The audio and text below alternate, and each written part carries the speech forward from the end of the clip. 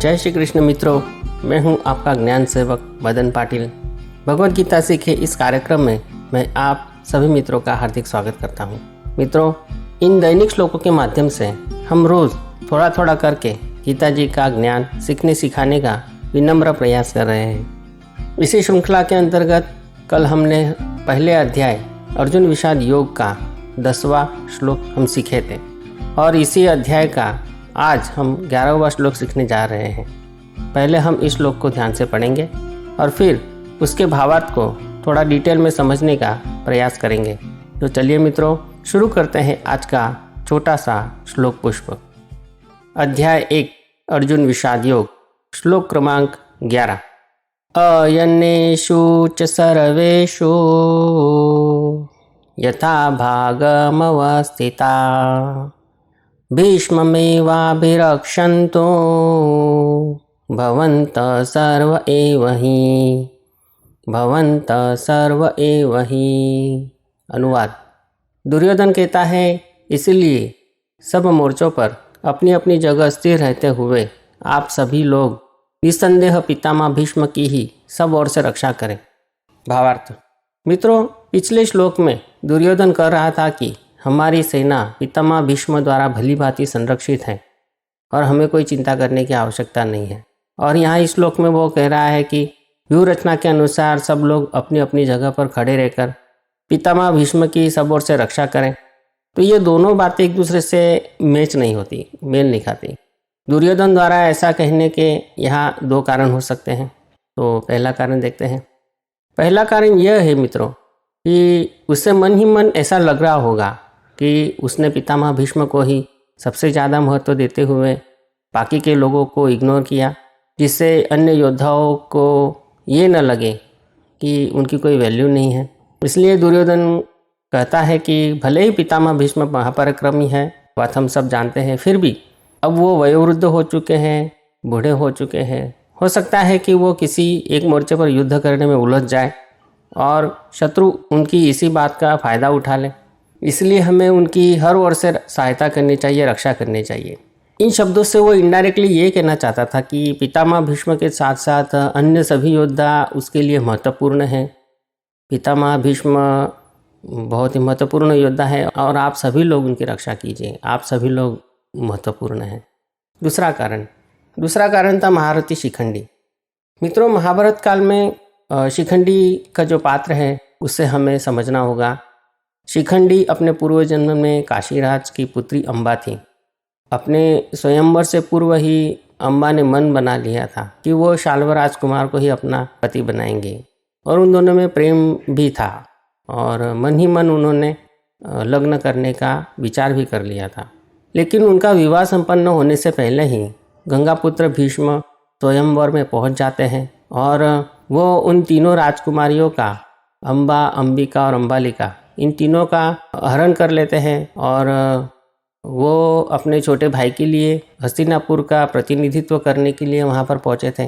गंगापुत्र भीष्म की दूसरी जो माता थी सत्यवती, उनका पुत्र का नाम था विचित्रवीर्य, जो कि राजगद्दी पर विराजमान था और उसके लिए ही गंगापुत्र ने इन तीनों राजकुमारियों का हरण किया हुआ था। तीनों राजकुमारियों को लेकर हस्तिनापुर आते हैं तो तीनों राजकुमारियाँ में से अम्बा बताती है कि वो तो अब शाल्वराज को अपना पति मान चुकी हैं।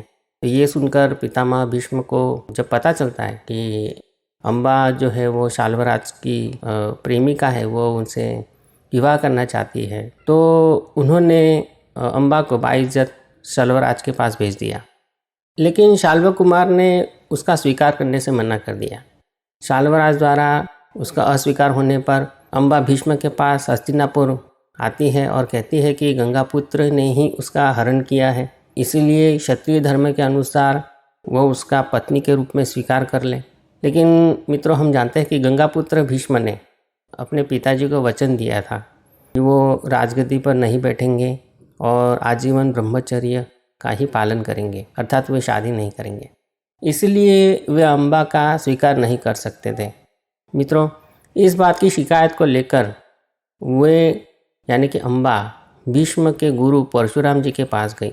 उसे मालूम था कि वो हर किसी की बात टाल सकते, लेकिन परशुराम जी यानी गुरु की बात कोई नहीं टाल सकता। इसलिए वो इस शिकायत को लेकर परशुराम जी के पास गई। परशुराम जी के साथ गंगापुत्र का युद्ध होता है, जिसमें गंगापुत्र अपराजित रहते हैं, यानी कि हारते नहीं हैं अपने गुरु से।